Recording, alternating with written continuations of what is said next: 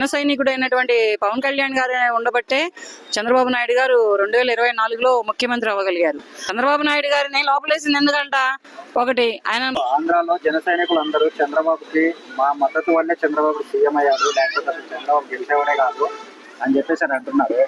చూసి చంద్రబాబు గెలిచాడు, లేకపోతే చంద్రబాబు గెలిచేవాడు కాదు, అసలు చంద్రబాబు అంత సీఎం లేదు అన్నట్టుగా మాట్లాడారు. దీనిపైన మీ అభిప్రాయం ఏంటి? ఆ మాట అయితే నిజమే. ఎందుకనంటే ప్రజెంట్లీ ఇప్పుడు జన సైనికుడైనటువంటి పవన్ కళ్యాణ్ గారు ఉండబట్టే చంద్రబాబు నాయుడు గారు 2024లో ముఖ్యమంత్రి అవ్వగలిగారు. అలాగే బీజేపీ కూడా అక్కడ అత్యధికంలో గెలుపొందగలిగింది.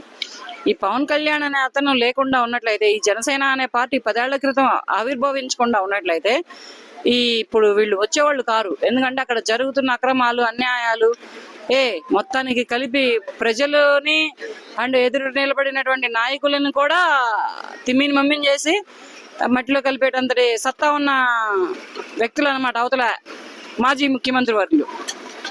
దీనికి గల కారకులు ఎవరమ్మా అంటే, ఇప్పుడు ప్రెసెంట్లీ గెలవడానికి గల కారకులు ఎవరమ్మా అంటే పవన్ కళ్యాణ్ గారు అనే చెప్పుకోవాలి.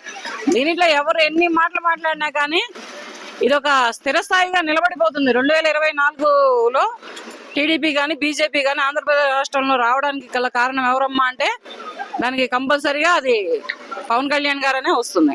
మరి టీడీపీ వాళ్ళు ఏంటి, అసలు మా వల్లే పవన్ కళ్యాణ్ కింద పేరు వచ్చింది, అసలు పవన్ కళ్యాణ్ మా వల్లే డిప్యూటీ సీఎం అయ్యారు, లేకపోతే సీఎం డిప్యూటీ సీఎం కూడా అయ్యేవాడు కాదని వాళ్ళ టీడీపీ అభిమానులు కూడా వాళ్ళు అలా చెప్పుకుంటున్నారు కదా. ఎవరిది వాళ్ళే చెప్పుకుంటారు కదా. ఎవరు సొంత డబ్బా వాళ్ళు కొట్టుకోకపోతే ఎదుటి డబ్బా కొడతాడైంది ఎవడైనా, కొట్టరు కదా. నా సెల్ఫ్ డబ్బా నేను కొట్టుకుంటా, నా పక్కనోడు నా డబ్బా ఎందుకు కొడతాడు, వాడు సెల్ఫ్ డబ్బా వాడు కొట్టుకుంటాడు.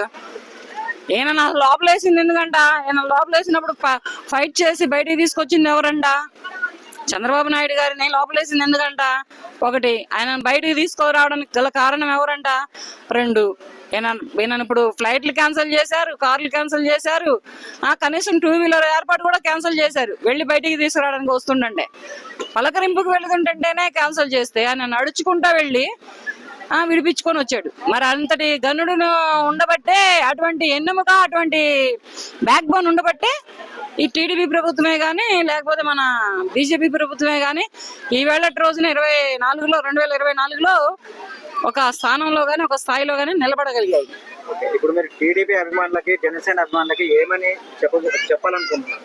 నేను చెప్పేది ఏం లేదు. వాళ్ళు మొత్తం ఒక కూటమి వచ్చారు, మొత్తం కలిపి ఒక ముగ్గురు కలిపి ఒక మాట అనుకున్నారు, ఒక మాట మీద నిలబడ్డారు, గెలిచారు. ఇప్పుడు రాజ్యాన్ని పరిపాలిస్తున్నారు, రాష్ట్రాన్ని ఒక డెవలప్మెంట్ చేస్తున్నారు, రాష్ట్రంలో ఒక ఎక్కడ లేని ఎనలేని ఒక సంపదను తీసుకొస్తున్నారు, చేస్తారు. నెమ్మదిగా చేసినా కానీ లేట్ అయినా కానీ లేటెస్ట్గా అవుతుంది అనమాట డెవలప్మెంట్. అది ఇప్పుడు ఒకప్పుడు తెలంగాణ రాష్ట్రంలో హైదరాబాద్ చేయలేదా, సీనియర్ ఎన్టీఆర్ గారు అయినటువంటి ముఖ్యమంత్రి వర్యులు చేయలేదా, మాజీ ముఖ్యమంత్రి వర్యులు దివంగత నేత అండ్ ఎవరు మన చంద్రబాబు నాయుడు గారు హైదరాబాద్ ని డెవలప్మెంట్ చేయలేదా? అలాగే అమరావతిని కూడా వాళ్ళే డెవలప్ చేస్తారు. డెవలప్ చేయగలిగే కలేజా, దమ్ము, స్టామినా అన్ని కూడా టీడీపీ పార్టీకే ఉన్నాయి. కానీ వీళ్ళకి సపోర్ట్ మాత్రం ఇచ్చింది మాత్రం ఈసారి మాత్రం పవన్ కళ్యాణ్ గారే. లేకపోతే అంత ఈజీగా వచ్చేది కాదు ఆ ప్రభుత్వం. మరి ఇంత పవన్ కళ్యాణ్ సపోర్ట్ ఇచ్చి టీడీపీని ప్రభుత్వంలోకి తీసుకొచ్చాడు కదా, ఒకవేళ సింగిల్ గా పోటీ చేస్తే పవన్ కళ్యాణ్ సీఎం అవుతాడా? చూద్దాం రేపు నెక్స్ట్ టైం ఏమవుతారో.